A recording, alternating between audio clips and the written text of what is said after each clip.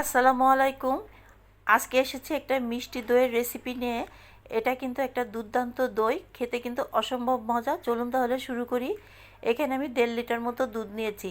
দুধটা ঘন করে 800 ml মতো করে নেব। কড়াই হাঁড়িতে দিয়ে কিন্তু খুব অল্প আঁচে রেখে দেবেন আর একটু একটু নাড়া দেবেন।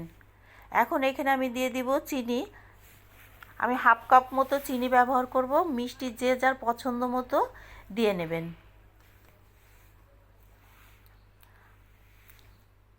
আমি চিনিটা দিয়ে দিলাম। চিনি দিয়ে নাড়াচাড়া করে নিই যাতে চিনিটা খুব ভালোভাবে গলে যায়।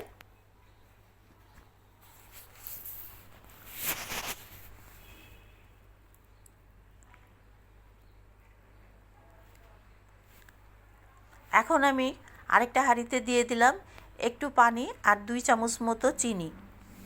এটা একটু ক্যারামেল করে নেব, দইটা যাতে সুন্দর একটা রং আসে।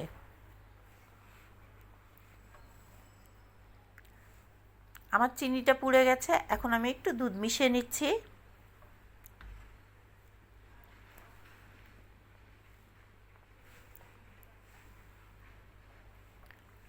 বাস হয়ে গেছে আমার দইয়ের কালার আনার জন্য ক্যারামেল।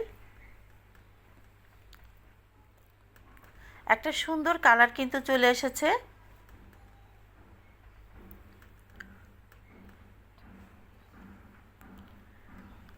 আমি কিন্তু ওই চিনি মেশানো ক্যারামেলটা এর ভিতরে মিশিয়ে দিয়েছি। এখন আমি ডাল ঘুটনি দিয়ে কিন্তু 10 মিনিটের জন্য এরকম নাড়তে থাকবো। এতে করে দইয়ের ভিতরে কিন্তু একটা ফেনা উঠবে, আর এই ফেনাটা কিন্তু দইকে জমাট বাঁধাতে এবং উপরে একটা সর ফেলতে সাহায্য করে। আমি এখানে 4 টেবিল চামচ মতো মিষ্টি দই নিয়েছি। মিষ্টি দইটা দিয়েই আজকের দইটা বানাবো, মিষ্টি দই। আরও কিছুক্ষণ আমি এখন ডাল ঘুটনি দিয়ে ফেটে নেব 2-3 মিনিটের জন্য, দইটা যাতে খুব ভালোভাবে মিশে যায়।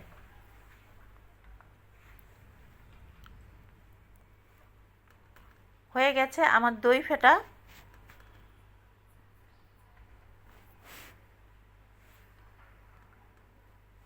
দইটা কিন্তু খুব ভালোভাবে মিশিয়ে নেবেন। এখন আমি ওই দইয়ের পাত্রে কিন্তু একটু দই লাগিয়ে রেখেছিলাম, তার ভিতরে আমি দইটা দিয়ে দেব।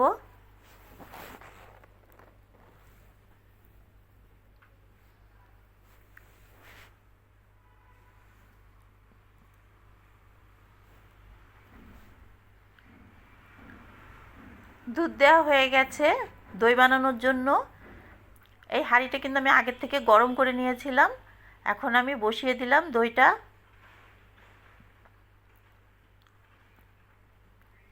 রেখে দেব খুব অল্প আছে 50 মিনিটের জন্য।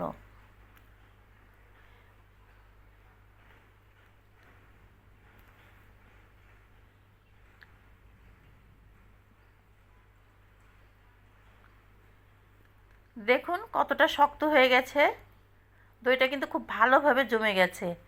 এখন আমি এই হাঁড়ির ভিতরেই রেখে দেব 1-2 ঘন্টার জন্য, ঠান্ডা হওয়ার যতক্ষণ অপেক্ষা করব।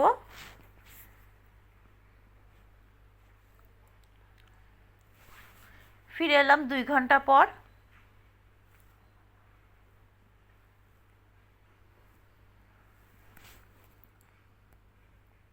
কতটা সুন্দর দইটা, আর উপরে দেখেন কালারটা কি সুন্দর এসেছে, একদম দোকানের দইয়ের মতো।